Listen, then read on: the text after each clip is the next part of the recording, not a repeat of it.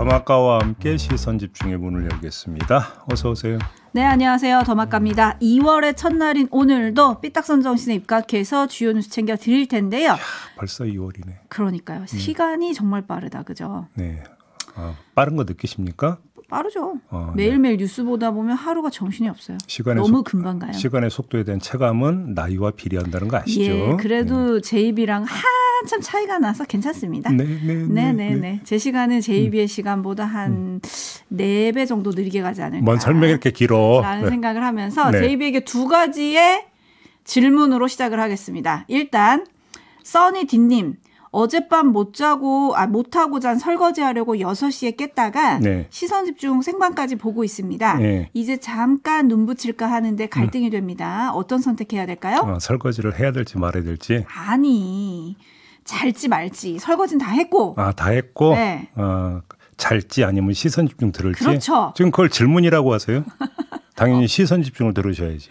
그럼 이건요. 6300님. 제 입에 여기 전주는 비가 아주 조금씩 내리고 있습니다. 이번 주 일요일이 입춘이라고 하는데 벌써? 날씨는 이렇게 봄이 오는데 우리 정치의 봄은 언제 올까요? 예보 좀 해주세요. 죄송합니다. 예보 능력이 저한테도 없네요. 네. 한치 앞도 모르는 인생 어떻게 예보를 하겠습니까? 기다리지 마시고 내가 만들어간다고 생각하시는 게 가장 현명한 접근법이라고 생각합니다. 모범 답안. 아니. 정치의 봄을 내가 어떻게 만들어요? 정치라고 하는 게 가장 근본적인 주체는 주권자들인데 무슨 얘기하는 겁니까? 그렇기는 하지만 늘 선거 때 그렇게 얘기하시긴 하시지만 내가 만드니까 조금 전에 그랬죠. 모범 답안이라고. 혼자 감탄했지만 저는 공감이 안 된다. 란테르스님 좋아요부터 누르고 시작합니다라고 하셨는데 아주 모범적인 상황이시고요. 그리고 이인수님 미니로 보내주셨는데요. 화재 진압하다가 안타깝게 소중한 생명을 잃은 젊은 두 소방관의 명복을 빕니다라고 보내주셨는데요.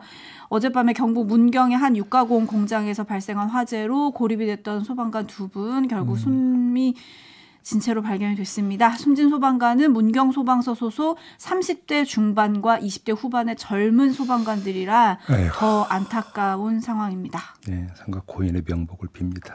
네, 이런 사고가 좀 일어나지 않았으면 좋겠다라는 말씀도 드리면서 제이비타임즈 본격적으로 시작해 보겠습니다. 오늘 주목할 첫 번째 뉴스 어떤 건가요? 선거관리위원회가 강승규 전 시민사회수석과 행정관 등이 충남 지역에 대통령 시계를 뿌렸다는 의혹에 대한 조사에 착수했다고 합니다. 강승규 전 수석의 경쟁자인 홍문표 의원이 대통령 시계가 유포됐다고 신고가 들어온 것은 25개 정도다 이렇게 주장한 바가 있는데 홍성 선거관리위원회 관계자는 현재 시계를 수수한 다수의 사람에게 사실관계를 파악한 것은 맞다고 확인해 주면서 수석 재직 당시 다수의 대통령실 행정관들이 지역에 내려와 시계를 살포했고 이 부분에 대한 조사가 전체적으로 선제적으로 이루어질 것이다 이렇게 밝혔습니다. 강승규 전 수석은 충남 예산 홍성 출마를 지금 준비하고 있는 상황 아니겠습니까? 네.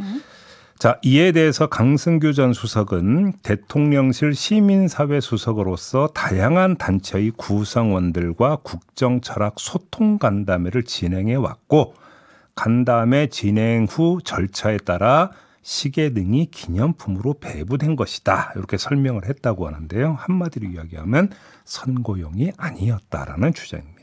네, 담쟁인 엉클님이 저 국민학교 다닐 때 국회의원 선거 때 학교 앞에서 나눠주던 책받침이 떠오릅니다. 책받침은 애교였는데 점점점 해주셨는데 선거용이 아니었다. 어떻게 봐야 될까요? 좀 넓혀보겠습니다. 이번엔 구미로 가겠습니다. 구미에서도 비슷한 의혹이 제기된 바가 있었는데요.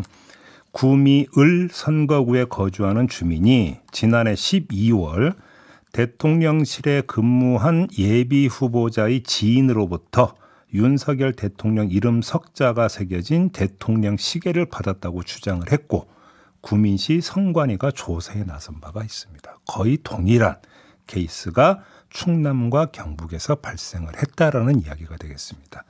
대통령 시계 나왔으니까 사례 하나 더 전해드릴까요? 여러분들 아마 뇌리에 남아있을 것 같은데 지난해 11월 1일 권성동 국민의힘 의원이 국회 행정안전위원회 전체 회의 때 윤재순 대통령실 총무비서관에게 남자 시계 20개, 여자 시계 10개를 저희 사무실로 보내줄 수 있는지요? 라고 묻고 윤 비서관이 네 의원님 바로 조치하겠습니다. 라고 답한 문자 내용이 언론사 카메라에 포착이 된 적이 있었거든요. 기억하시죠? 네. 엿새 뒤인 그 11월 7일 윤재순 비서관이 국회에 나와서 전달을 안 했다라고 주장을 했는데 바로 그 자리에 김대기 당시 비서실장이 있었는데 이런 말을 했습니다. 한번 들어보시죠. 왜 바로 조치 안 하세요? 바로 조치하겠습니다. 이렇게 하셔놓고. 재고 그런 것도 다 봐야 되니까. 저런 요구가 무지 많은 건 사실이고요. 그런데 일일이 다 해드릴 수는 없죠. 네, 무지 많은 건 사실이라고 이야기를 했습니다. 그러면 그 무지 많은 요구 가운데 일부는 받아들여져서 제공이 됐을 거 아니겠습니까? 그러면 그렇게 제공된 대통령 시계 가운데 일부라도 선거용으로 쓰이고 있다면 이건 어떻게 되는 걸까요? 이걸 짚어봐야 되는 겁니다. 선거법 113조 기부행위 금지 조항 위반에 해당한다는 건 둘째 치고요. 더 근본적인 문제가 있습니다. 이른바 윤석열 시계는 국민 세금으로 제작된 국정홍보용 기념품으로 봐야 됩니다. 그런데 이것이 특정 정파 소속 인사들이 선거운동용으로 쓰인다면 이건 심각한 문제가 될 수 있다는 겁니다. 따라서 문제의 본질에 접근하려면 누가 몇 개나 뿌렸느냐라고 하는 지엽적인 문제에서 벗어나서 대통령 시계, 윤석열 시계가 얼마나 제작돼서 어디에 어떻게 쓰였는지 전반적 실태 점검을 해야 된다. 이런 결론에 도달하게 되는 겁니다. 네, 그리고 어제 이 뉴스가 불거지자 이제 강승규 지금은 국민의힘 홍성군 예산군 국회의원 예비 후보로 뛰고 있는데 네. 강승규 후보가 직접 SNS에 이제 해명글을 올리면서 이렇게 얘기를 했거든요.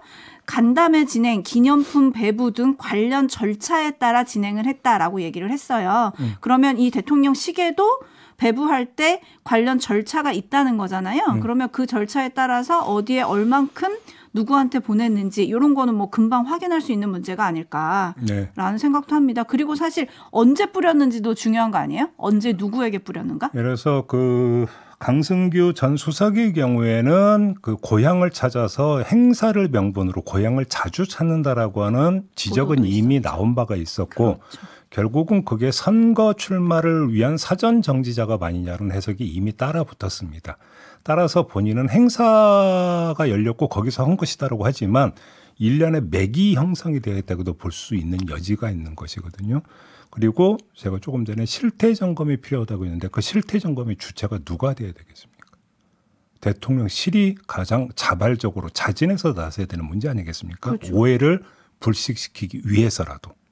이 점을 강조해서 말씀드리겠습니다. 네, 지난해 11월 운영위 국감 자리에서 김대기 비서실장이 유의하겠다라고 했었거든요. 이후에 어떻게 관리되고 있는지 요거 좀 AS 뉴스가 좀 필요하지 않을까 네, 하는 생각이 좀 들고요. 제이비타임즈 다음 주목할 뉴스 오디오로 먼저 만나보시죠. 지난 2021년 민주당 전당대회 과정에서 돈봉투가 뿌려졌다는 의혹과 관련해 법원이 가장 먼저 재판을 받은 윤관석 의원에게 징역 2년의 실형을 선고했습니다. 전체 의혹의 첫 단계인 자금 조성 과정을 법원이 사실로 판단한 겁니다. 법원은 당시 돈봉투 자금을 조성한 과정을 모두 인정하며 강래구 전 한국수자원공사 상임감사에게 징역 1년 8개월과 벌금형을 함께 선고했습니다. 재판부는 정치 불신이 심각한 상황에서 정당 민주주의의 신뢰를 다시 훼손했다며 전당대회로 당선된 집권여당 대표의 영향력을 고려하면 불법성이 무겁다고 질타했습니다. 윤 의원은 당내 잔치인데다 금전적 보상을 받지 못하는 캠프 운동원들에게 실비 성격의 돈을 주는 정당 관행이 있다고 호소했지만 재판부는 그릇된 관행에 경종을 울리고 구태를 막아야 한다며 받아들이지 않았습니다. 이번 법원의 1차 판단 대상은 돈봉투 자금의 조성 과정까지만입니다. 네, 결국 이런 판결이 나왔는데요. 자, 이 판결에 대해서는 평하고 말 것도 없습니다. 자, 규제의 사각지대인 당내 선거에서의 그릇된 관행에 경종을 울리고 금권 선거의 구태가 반복되는 것을 막기 위해 이 사건 범행에 대한 엄중한 처벌이 필요하다라는 게 재판부의 판단이었는데 그냥 이 판단을 그대로 받아들이면 됩니다. 굳이 사족을 붙인다면 정당 민주주의는 당원의 자발적 참여에 기초하는 것인데 이것이 전부는 아닙니다. 당원의 참여를 왜곡하려는 어떠한 시도도 해서는 안 된다라는 조건이 함께 실현돼야 되는 겁니다. 근데 돈을 뿌려가지고 당원의 참여의 결과를 어떻게든지 간에 유도하려고 한다라고 하는 것은 이것이야말로 반민주적 작태다. 이렇게 정리해서 봐야 되는 겁니다. 네, 5696님도 합당한 판결입니다. 돈을 이용해 민주주의를 더럽혔으니까요. 라고 보내주셨는데, 네. 근데 이제 이 판결에 대해서는 평가는 대부분 이렇게 하시는 것 같은데, 이 판결이 끝이 아니라는 거에 또 주목하는 시선도 많습니다.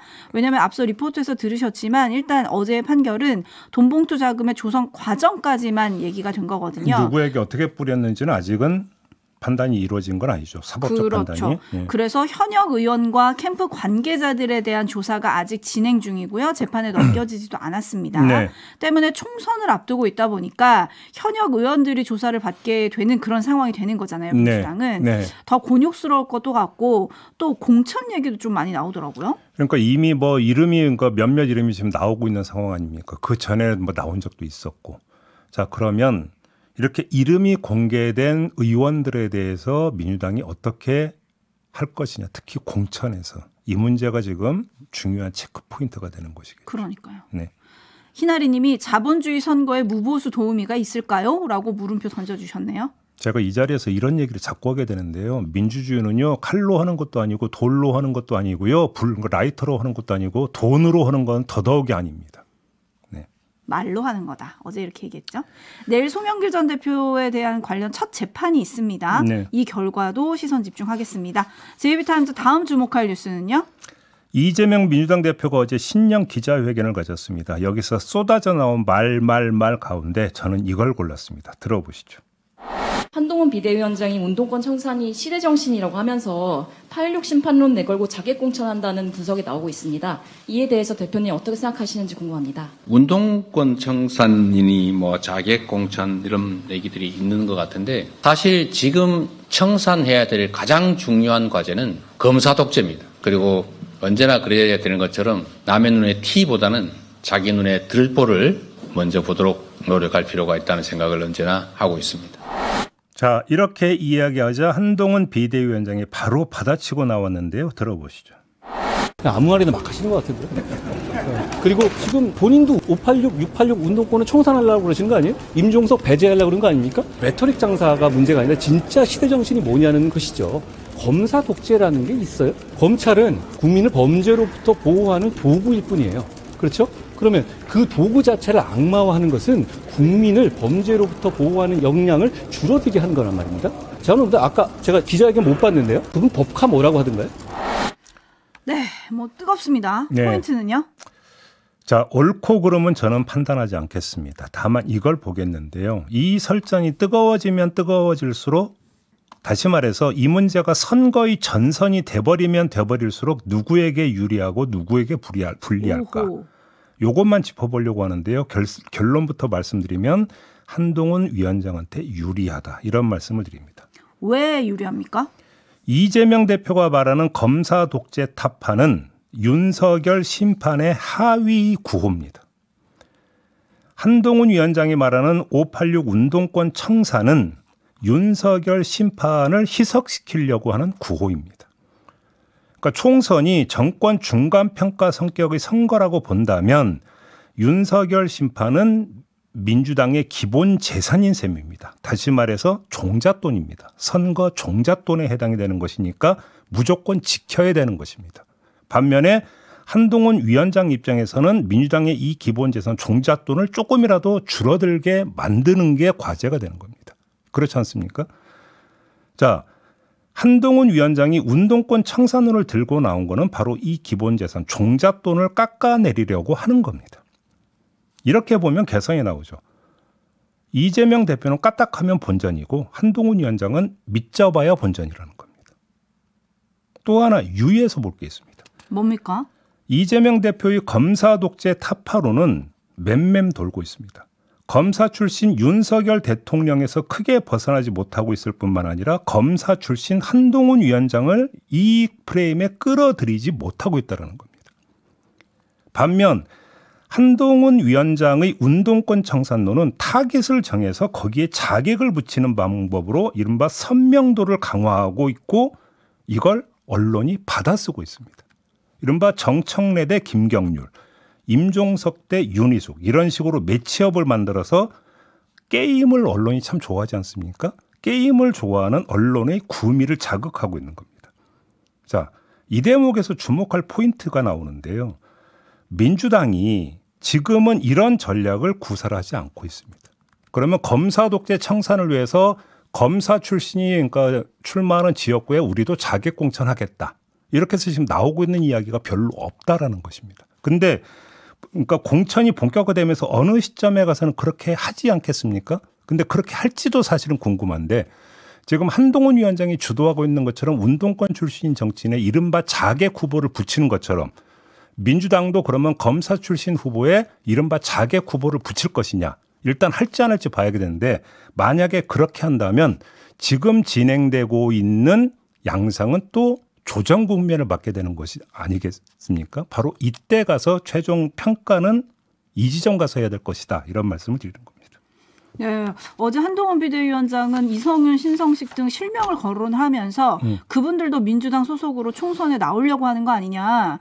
오히려 검사 독재는 없다라는 예로 들던데 이거는 뭐 합당한 예입니까? 그런 식으로 따지면 국민의힘은 운동권 출신은 없나요? 아하. 넘어가겠습니다. 자, 짧게 한 소식 더 전해드릴까요? 네.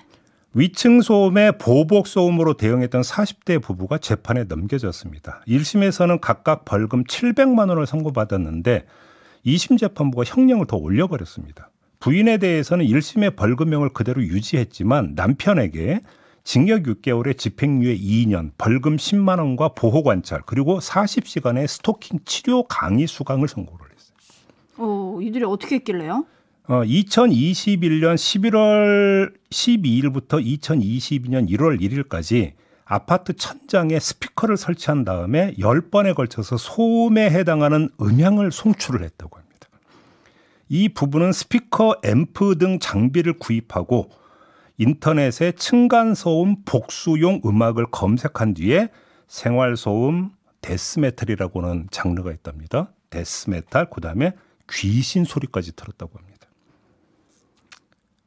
그래서 결국은 재판에 넘겨져서 이런 지금 판결이 나왔는데 차라리 이렇게 들였던 노력과 비용으로 케이크 하나 사들고 위층 찾아가서 웃으면서 우리 조금만 자제하면서 화목하게 지내보아요라고 이야기를 했으면 여기까지 왔겠느냐라는 말씀을 드리고 싶고요. 인터넷과 유튜브 등등에서 층간소음에 대응하고 보복하는 방법 이런 것들이 많이 돌고 있더라고요. 행여라도 그런 거 따라할 때는 어떻게 되는 거냐? 요렇게 된다라고 하는 것들을 지금 제가 말씀드리기 위해서 이 뉴스를 골랐다. 이런 말씀도 함께 드리도록 하겠습니다. 네, 층간소음 괴롭긴 괴롭죠. 그렇죠. 네. 근데 일단은 여기도 대화가 우선이 아닌가라는 생각을 좀 이게 하게 돼요. 경범죄 처벌법 위반과 동시에 스토킹에도 해당이 된다는 게 법원의 판단이라고 합니다. 근데 폰님, 뒤집힌 마우스님들 제이비 그게 안 통하면 어떻게 합니까? 답변을 회피할 시간이 됐습니다. 마무리하겠습니다. 더마카 수고하셨어요. 고맙습니다.